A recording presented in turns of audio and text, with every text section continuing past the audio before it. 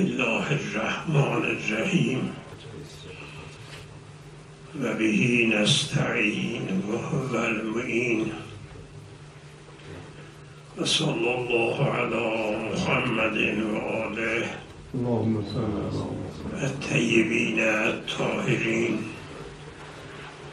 و لعنت الله علی اعدائهم اجمعین. قال الحکیم فی کتابه الکریم یا ایها الذین آمنوا کتب علیکم الصیام کما کتب علی الذین من قبلکم لعلکم تتقون. محور بحث ما شاید این چند روزه در اطراف این آیه باشد، چون مباحثی پیش میاد، لذا باید سه مقدمه را اینجا روشن کنم، بحث کنم در اطرافش. مقدمه اول این است که تفکر مطلقا، مقدمه دوم تفکر و تدبر در قرآن، مقدمه سوم این است که روزه یه روایتی هست که اونجا دارد اجزی، روایت عرض می شود نقل شده. حالا تا اونجا چون روایت حدیث قدسی هم معروفه، این بهتر است که این روایت هم روشن بشود. اما مطلب اول که تفکر و فکر خودش در اسلام و در بین مسلمین و برای مؤمنین یکی از چیزهای مرغوبه، مطلوبه، مأموره، تحریض شده. بله،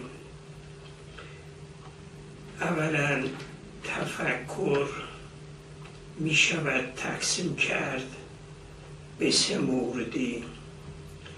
قبل از آنی که اون موارد را بگویم، اشاره به روایتی و روایاتی کرده باشم. سه روایت را در غرر الحکم آوردم.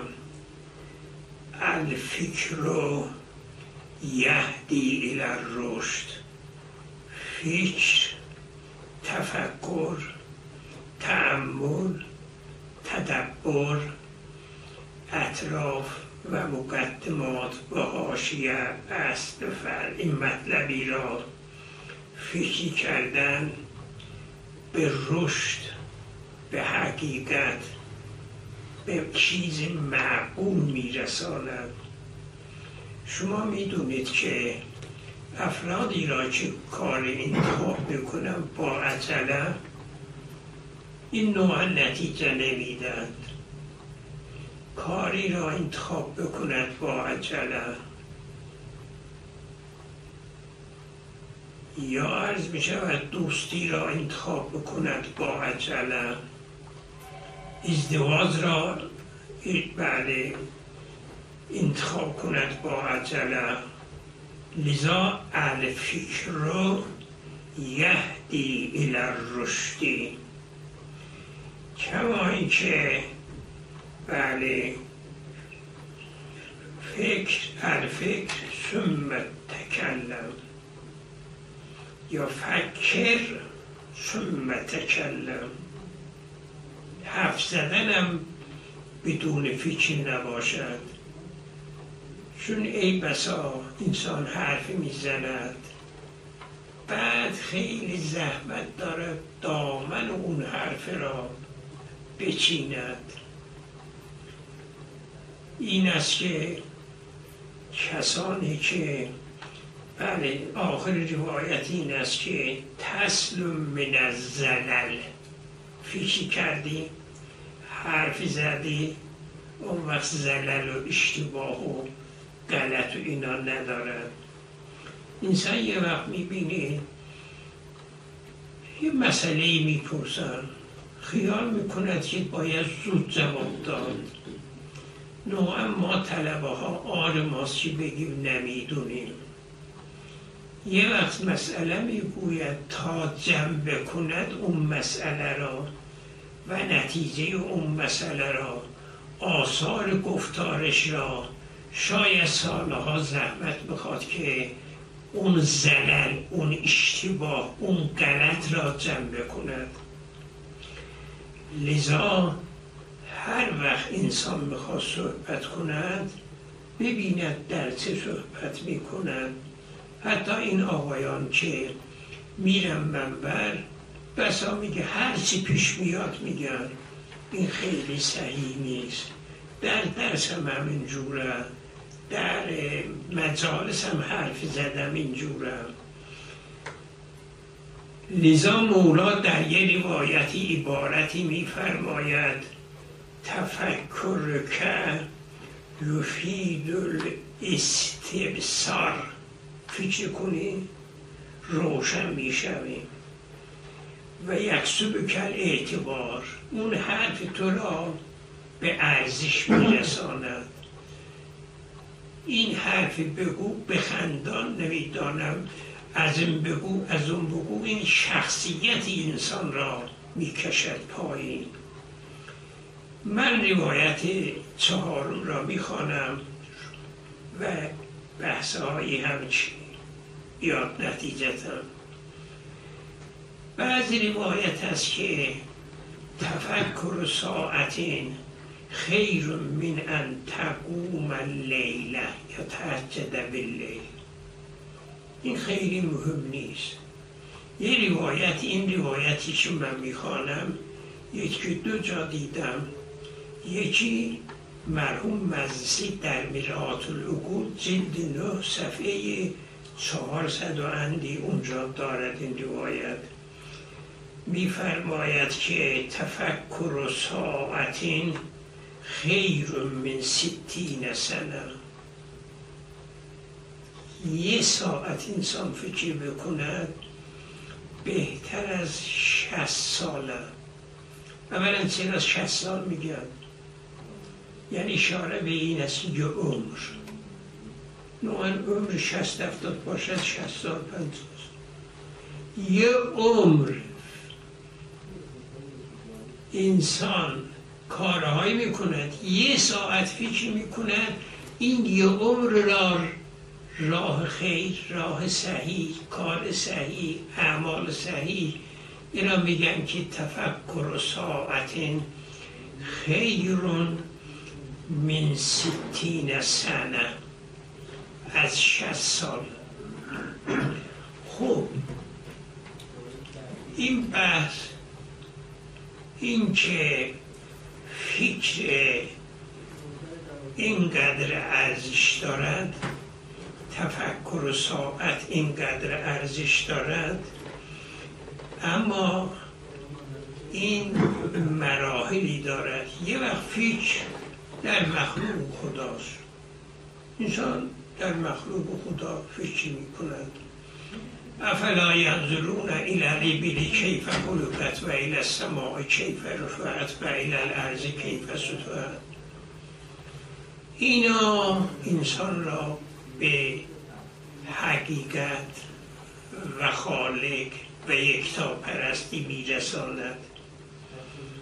کما اینکه فکری در مخلوقات انسان را به یقین میرساند. مثلا فکر میکند که عرض میشود از حضرت سوال میکند چجور فکر کنیم؟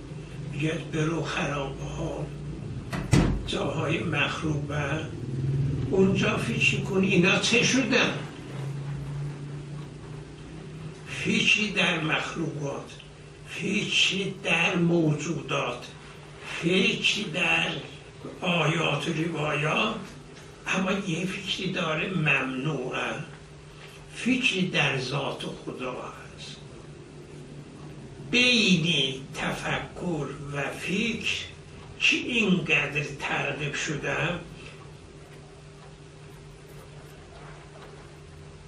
اما در ذات خدا منهی است. در یک روایتی هست که من تفکر فی خلق الله تزندگم. خلق الله نه مخلوق الله، یعنی در حق خدا، یعنی خدا از کجا آمده. این زندگی میشه، کافر میشه. با اینکه اینقدر فکر خوب است، این سببها را، مسببها را فکر کنه خوبه. زمین را، آسمان را، آفتاب را، ماه را، ستاره را، سیر ماه را، سیر مخلوقات را، همینجور اونقدری که تعریف شده در مقابل در فکر ذات خدا. الفکر فی ذات الله موجب تزندق، کفر، نهی، چون به جای نمیرسن. لذا میگن که ما وقتی که فلسفه و کلام میخوانیم، اونجا برای ذات خدا میگن واجب الوجود ممکن الوجود. دیگه واجب الوجود جای فکر نیست، اما ممکن الوجود خب اون ندارد. لذا ما این بحث را که اشاره میکنیم، اون وقت نوبه به این میرسد که خب التفکر فی خلق الله، التفکر فی ذات الله، التفکر فی القرآن. تفکر در قرآن موجب فهم جدیدم.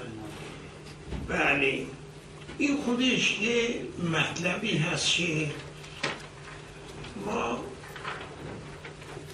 بسا به دوستان میگیم که قرآن را وقتی که میخوانید، من بعض اوقات به دوستان میگم که من یک آیه را شاید 1 سال فکر کردم.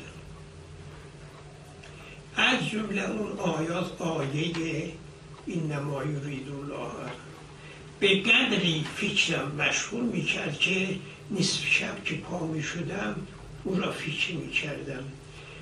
التدبر فی القرآن یوجب المعنی جدید، یک راهی برای انسان گشوده می شود. مثلا برای من یه تیتری میگم شاید در آینده، مثلا هر روز میگیم اهدنا الصراط المستقیم. ما چی در صراط مستقیم چرا میگیم اهدنا الصراط المستقیم؟ مگر شک داریم در این صراط مستقیم؟ چرا میگیم اهدنا الصراط المستقیم؟ حتی پیغمبرم میگه اهدنا الصراط المستقیم.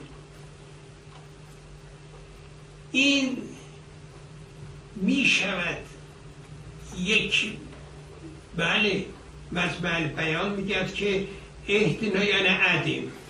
یعنی چی؟ کجا آمده فعل امر به ادامه باشد بدون قرینه؟ یا مثلا هدی للمتقین، قرآن آمده یهدی للناس، یه هدی للمتقین. یا آیه شریفه که بله در سوره بقره آیت الکرسی، این آیه را وقتی که ما میخوانیم اونجا میگه که بله این افراد مؤمن ها را هدایت، بله اینا را از ضلالت به هدایت میکشد. الله ولی الذین آمنوا یخرجهم من الظلمات الی النور. انصرافی چی نکنیم؟ ها؟ آمنو در نورم بیت یخرجهم من الظلمات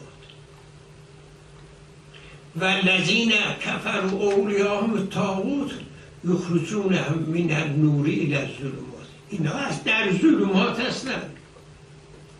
اینا انسان وقتی که فکر میکند خیلی چیزها اینجور برای انسان مبهمه و شاید در نتیجه تفکر تدبر،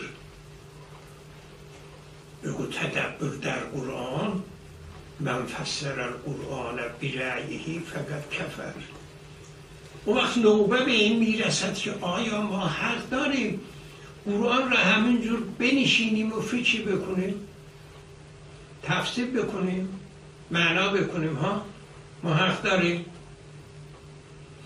در روایاتی نبی اکرم نقل شدن، هم عامه هم خاصه نقل کردن که اگر انسان من عند نفسه آیه را تفسیر کند ولو به واقع برسد عصا.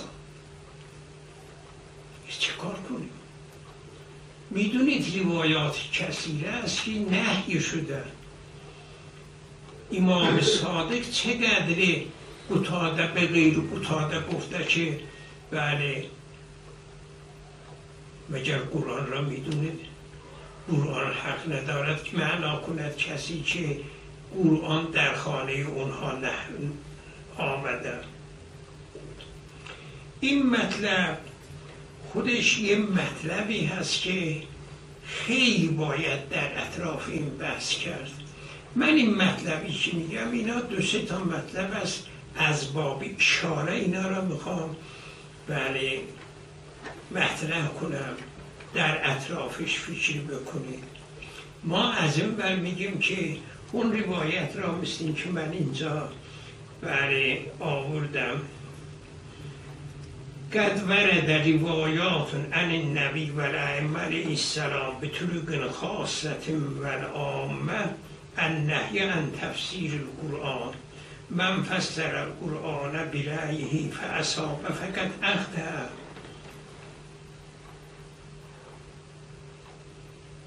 خوب، در مقابل افلا یتدبرون القرآن ام علی قلوب اقفالها. مثلا وظیفه این است قرآن را تدبر کنیم. قرآن را بدون تدبر خوندن، تندون خوندن ارزش ندارد چندان. از این ور مأمور به تدبر، به تفکر، به تحلیل، به تحقیق. از اون ور میگه که تفسیر برای جایز نیست، در خانه ما نازل شده باید. من در بعض ابحاث اشاره کردم که روایاتی که درباره قتاده و امثال اونها آمده، اونا روایاتی هست مربوط به احکامه. میگن از کجا فتوا میدهی؟ میگن از قرآن. میگن قرآن را مگر میدانه؟ قرآن برای خانه اهل بیت نازل شده اونا میدونن. یه بحثی را اینجور ما بحث کردیم، ولی امروز میخوام یه مختصر اشاره کنم که اساساً تفسیر معناش چیه. تفسیر این نیست که انسان معنای ظاهری را، معنای روشن را، معنایی که با قرینه فرق نمی کند، داخلی باشد یا خارجی. لذا اکثر روایاتی که من فسر القرآن برأیه آمده، یعنی لفظ مجمل را به خواست دلش معنا میکنه، لفظ مشترک را به خواست دلش. لذا اونهایی که فی قلوبهم زیغ است محکم را با متشابه معنا میکنه. ما حق نداریم اونی که ظاهره بگیم کذا. مثلا جاء ربک، بعضی ها میگن که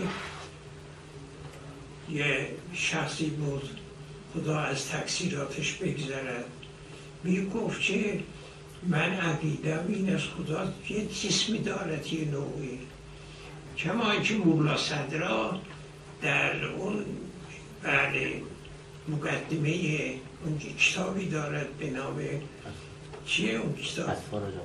نه اصول کافی که هست تصبیده به اون یک کتابی دارد. مرحوم آقای خویی این را یادم از سابق دیدم 30-40 سال پیش، میگد که خدا جسمی لطیف. اینا متشابهات را میگیرن و الا ما وظیفه داریم که قرآن چرا میگفتن که وقتی که وارد مکه میشی، وارد حرم میشی، وقتی که پیغمبر قرآن بخواند انگشت را بذارید گوشتون حرف او را نشنوید، معنا را میفهمیدن. وقتی که جعفر طیار مسافرت کرد به حبشه، بعد افرادی رفتن بله به قول ما چغله کردن، ایراداتی براش گرفتن، خواستن که او را بگیرن بیارن اذیتش کنن، اونجا بله در حبشه سلطان حبشه سوالی کرد، گفت چیه قضیه؟ گفت دین جدیدی پیغمبر آورده و گفته چیه؟ یک نمونه ای که اونجا خون سوره مریم، بله داستان حضرت مریم را اونجا بازگو کرد. وقتی که این آیات را خون، این اصلا منقلب شد با چند تا آیه بدون تفسیر، بدون تعبیر، بدون بیان. پس بنابراین من یه وقت نگاه می‌کردم مرحوم اردبیلی در مقدمه آیات الاحکام این بحث را جلو کشوندن. از مرحوم طبرسی مجمع البیان حرف حدیث آورده، آخر به این نتیجه رسیده که تفسیری که ممنوع است مجمل را من عند نفسه به معنا حمله بکند، ولی ظاهر قرآن، معنای قرآن اکثرش روشن است. مثلا قل هو الله احد تفسیر احتیاج دارد بکرد، ولی یه معانی که به برخوردار است اون یه چیزی دیگر است. پس بنان لحاظا این مقدمه دوم که عرض می شود اشاره کردم، مقدمه اول این شد که تفکر، دوم تفکر در قرآن، ضمناً گفتیم تفکر در ذات خدا ممنوع است. من سابقا داشتم این اشعار را، جدیداً نگاه می کردم مجمع البحرین را در ذات خدا فکر کردن، ظاهراً در باب فکر آوردم، فکر یا عجوبت الدهر. این اشعار مال ابن ابی‌الحدید، من بله ذهنم نبود، ایشون گفتن، من سابق اینا داشتم اما نمیدونستم. خیلی چیز خوبم. فیکه یا عجوبت الکون غدل فکر رو غلیلا، یعنی غدا یعنی سار الفکر رو غلیلا. فیکه کتاب به خداست، یا عجوبت الدهر غدل فکر کلیلا، انت حیرت ذوی اللب بلبلت العقولا. تو ای خدا عقول را حیرت قرار داده، در حیرت، در گرفتاری، و بلبلت العقولا، عقول را وسوسه یعنی نمیفهمد، درباره تو وارد بشد گرفتار می شود. کل ما قدم فکری فی کشبرن فرمیلا، من میخوام به تو نزدیک بشم، بفهمم، 2 کیلومتر عقب برمیگردم. فرمیلا ناکسن فرار عقب عقب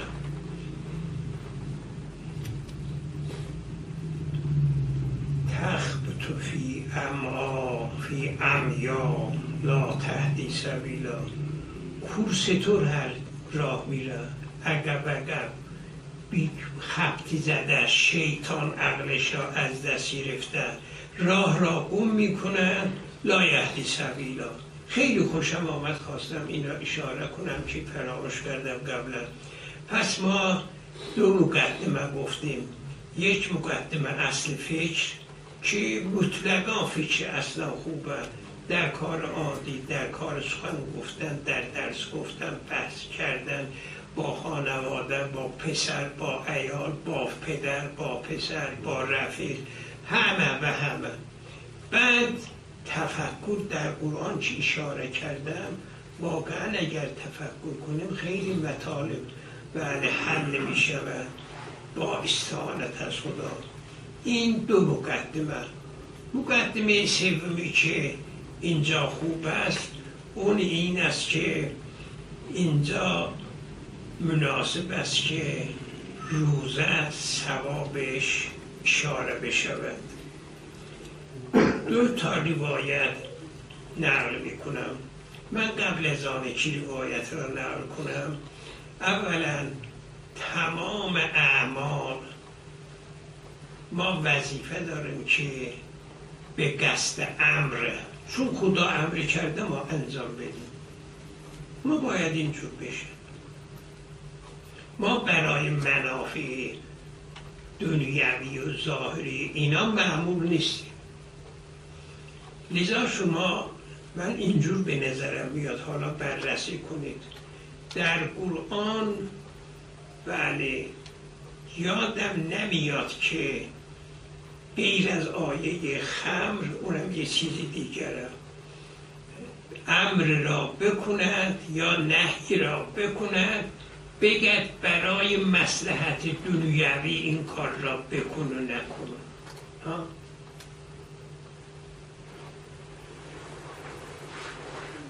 نماز مأمور شدیم، روزه مأمور شدیم، حج مأمور شدیم.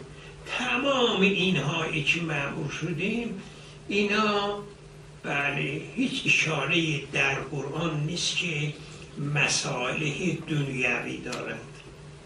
اما چرا در روایات بعضی عبادات هست برای اونها منافع دنیوی ذکر شده.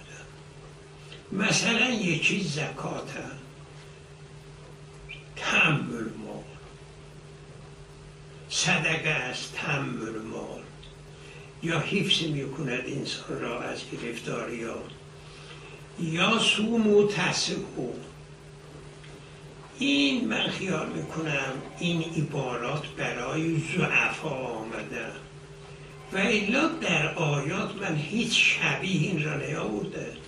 فقط در آیه شریفه که اسم ما اکبر من نفعه ما، اون در مقام دیگر، نه این که برای نفع. حالا و اما بله این روایتی که از امام صادق نقل شده، بله این اینجور در عین حال نیست، اینجوره.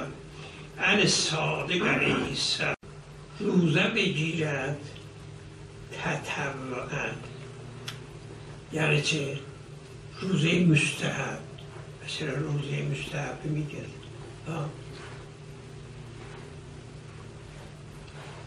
حالا فکر کنید، روزه واجب ثواب ندارد، بهش ندارد.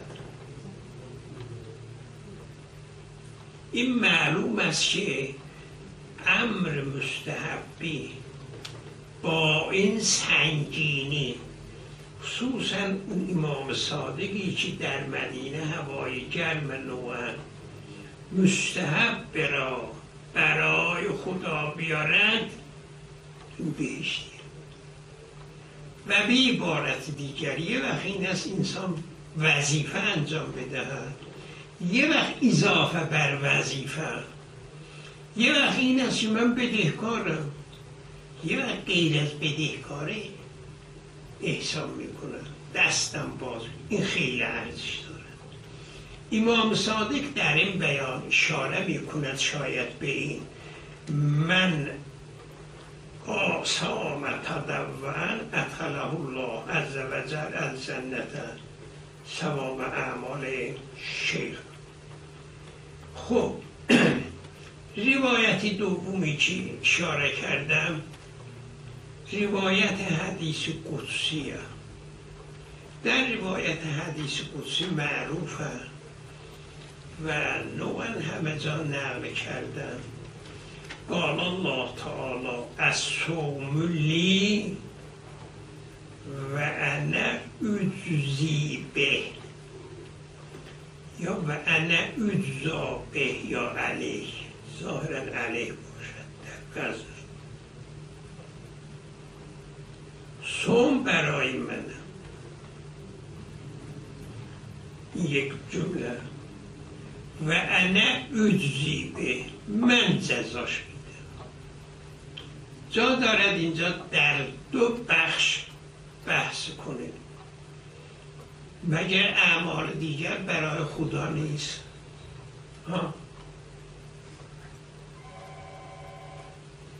چه حرفی دارد اینجا؟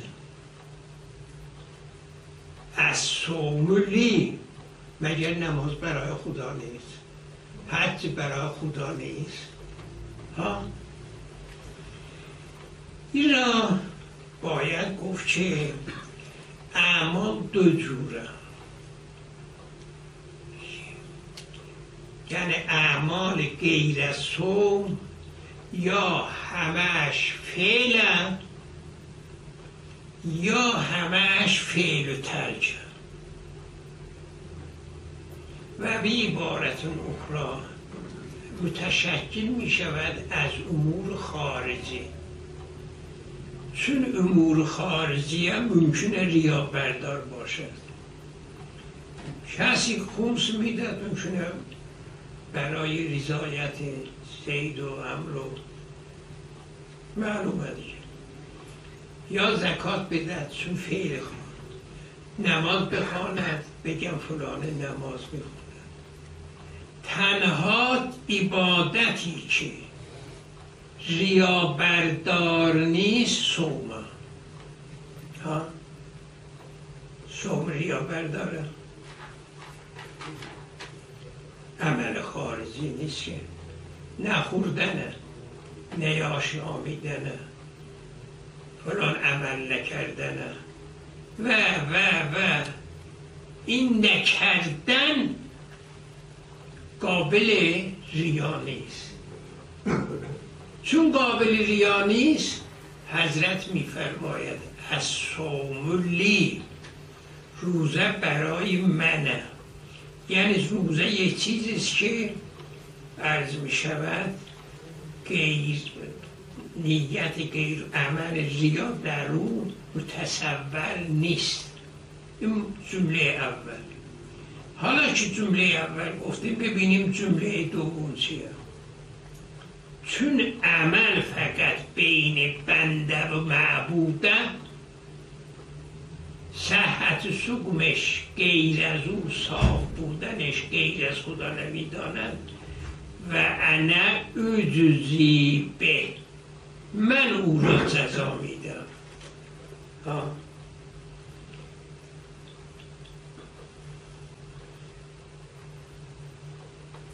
خب همه اعمال را خدا جزا میده. 7% این است. اینجا من جزا میدم یه وقت معناش این است که الله یأخذ الصدقات و یقبل توبه. اونجا یأخذ الصدقات چیه؟ چرا یأخذ میگن؟ بعض مفسرین گفتن که یعنی توبه را قبول، صدقه را قبول میکنه، توبه را. اون وقت میگفت این الله یأخذ توبه تول، هر دو را قبول میکرد، یا یکی یأخذ یکی قبول. اینجا معناش این است که یه صدقه غیر از اون قبوله. در روایت دارد امام سجاد وقتی که صدقه میداد قبل از آنی که صدقه را بدهد اول دستش را میبوسید. سوال کردن چرا دستت را میبوسید؟ من یادم از 80 سال پیش 73 سال پیش در تبریز من این کار را کردم و چطور شنیده بودم یادم نیست.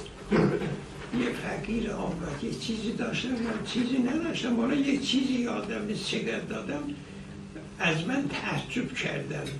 شاید یادم بود به اونها گفتم مستحب، ولی امام صادق میگه که امام سجاد چرا این کار کردم؟ دست خودش را میبوسد میدهد به فقیر. میفرماید که این صدقه قبل از آنی که به فقیر برسد خدا دست خدا میرسد. این الله یأخذ الصدقات. خدا دست ندارد.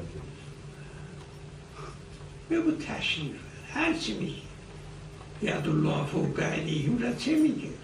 نه من بوسیدن در صورت که بگه لمسی یعنی حالا اونم میاد داره.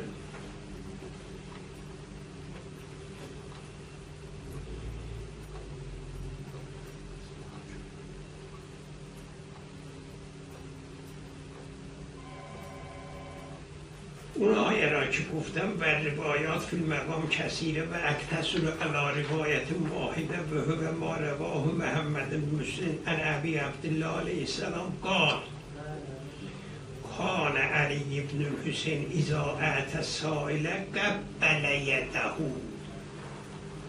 و شمه ثم وضع ید الصافی ید السائل فقیل له لما تفعل ذلك قال لأنها تقع في ید الله قبل ید العبد.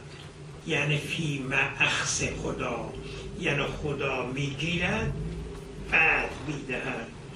این بله برهان جلد 3 صفحه 487. این به این معنا که اخذ. بعد میگن که مرحوم مجلسی در مرآت العقول میگه تفخیمن یعنی نسبت به اخذ خدا، یعنی تعظیمن تفخیمن، کما اینکه میگن نفخت له من روحی و نفخت فیه من روحی، اینم اخذ خدا یعنی به قدر عظمت دارد گویا معنای چنای مانندن. نفخ روح کما اینکه من باب تفخیم و تعظیم و تکریم و ایناست، اینجا همینطوره. اینجا هم در واقع میخواد این معنا را برساند. این آیت کردید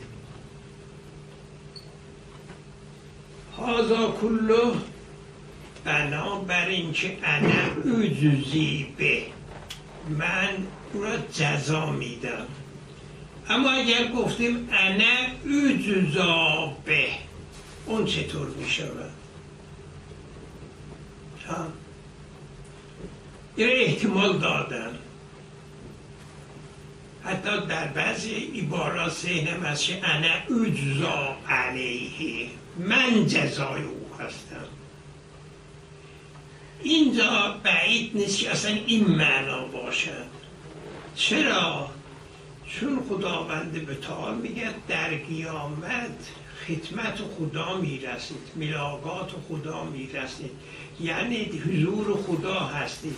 گرچه ما همیشه حضور خدا هستیم، اون یه خصوصیتی داره. اونجا که انه میگه که انا اجزا علیه یعنی رضایت من. کسی که روزه بگیرد جزاش من هستم، ملاقات من، رضایت من، رضوان من. کما اینکه این معنا را مرحوم مجلسی در مرآت العقول آورده و نیم ما قال هذا كله بناء على قراءة اجزی به بناء على الفاعل اما لو قرأ انا اجزا به بالمفعول فيكون المعنى انا جزاه ولعل المراد انه تعالى والحضور عنده في الجنة جزاه او المراد منه قربه الى الله رضوانه تعالی کما اینکه اشاره کردیم. هذا کله اینا همش مقدمه بحث بود. بحث ما در اطراف این است که یا ایها الذین آمنوا کتب علیکم الصیام کما کتب علی الذین من قبلکم. اینجا چقدر زیبا آورده. خطابات قرآن بعضی ها آمنو هست بعضی ها نه. یا ایها الناس کتب علیکم، اما اینجا تشریف هست یعنی آی مؤمن ها، مثل اینکه انسان میگه اولاد من، دوستان من. این تعطف و تلطف یه مهربانی تا فردا شد. اللهم صل